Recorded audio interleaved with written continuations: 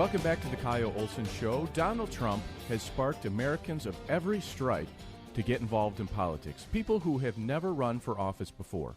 Marjorie Greene is running for Congress from Georgia, and she joins me now. So, Marjorie, maybe the best thing that stuck out to me in your experience is that you're a business owner. How can those skills be applied to running government? Well, I think they're a very important skill to apply to running government. The government, if it were run like a business, first of all, we wouldn't have the huge debt that we have. We'd actually should be profitable, right? I mean, as a business owner in the commercial construction industry for almost 2 decades now, that's something that we have to work on. We can't run in a deficit, otherwise we go out of business. So if I were to run my business the way the government, Congress, produces budgets and runs the federal government, then I certainly would be out of business. And so I think these are important skills. Problem solving is another very important skill of being a business owner. Managing people, getting through good times and good economic times and bad times like recession are a skill that I have that I've developed over the past 20 years. So I think these are critical things in leadership that members of Congress should have, and I wish more of them did. Mm-hmm. You have been repeatedly attacked by CNN, NPR, the New York Times, the Washington Post, and a list of others. It says to me you must be doing something right, and you've got them scared. But why do you think that is? Well, I'm a regular person. I'm someone that never, ever considered running for Congress. I never thought I'd be involved in politics. But the reason why I'm involved is because I supported President Trump, and I was very excited when we elected him, and we also had a Republican-controlled Congress under him for the first 2 years. But the Republican-controlled Congress didn't do the things that I thought were important, things like funding the wall. They didn't defund sanctuary cities. As a matter of fact, they funded them. They didn't defund Planned Parenthood. They funded Planned Parenthood for $500 million. They didn't repeal and replace or just repeal, period, Obamacare, which hurt my family very much. It took our health insurance premiums from $800 a month to over $2,400 a month. And so that's when I really started paying attention, and I thought if we had the perfect scenario in those first 2 years, a Republican-controlled Congress that should have accomplished amazing things under President Trump. And then something else happened is they allowed or stood by while this whole Russian collusion conspiracy theory just kept on festering to the point that Nancy Pelosi led the Democrats to impeach President Trump under her tenure. And then we saw this investigation continue and this to go on and on when we know it's not true.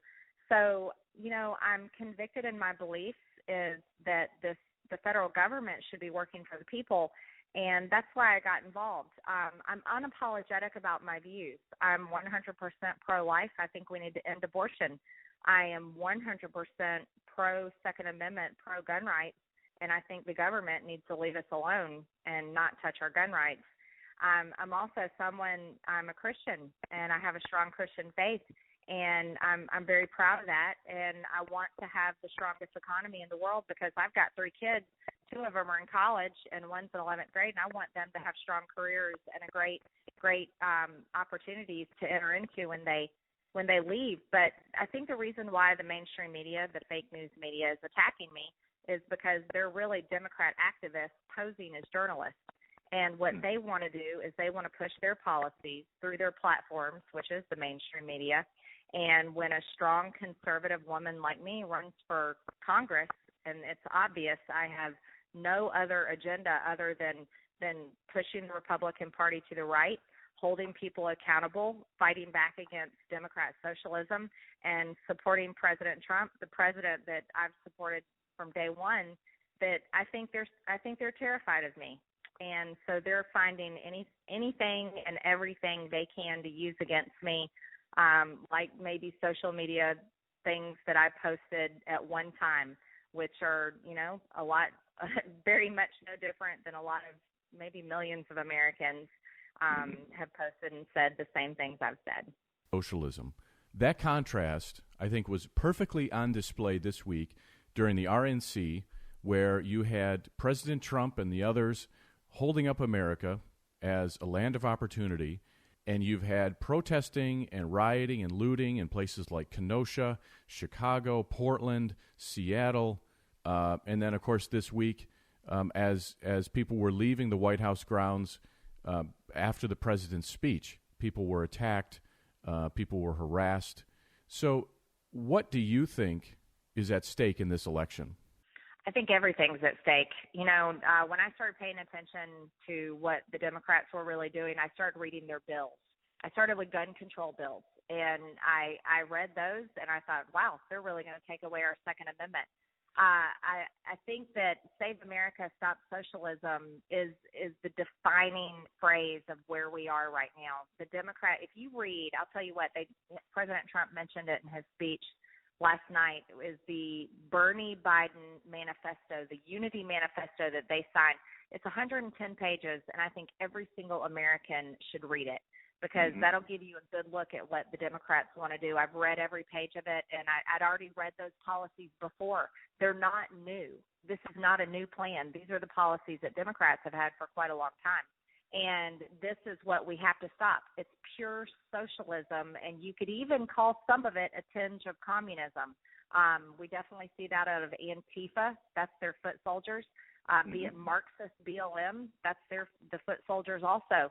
And that's the radical left. And if this nation elects Biden, we're going to be electing a man who is clearly not able to think straight, probably suffering from dementia. I think it's clear to everyone.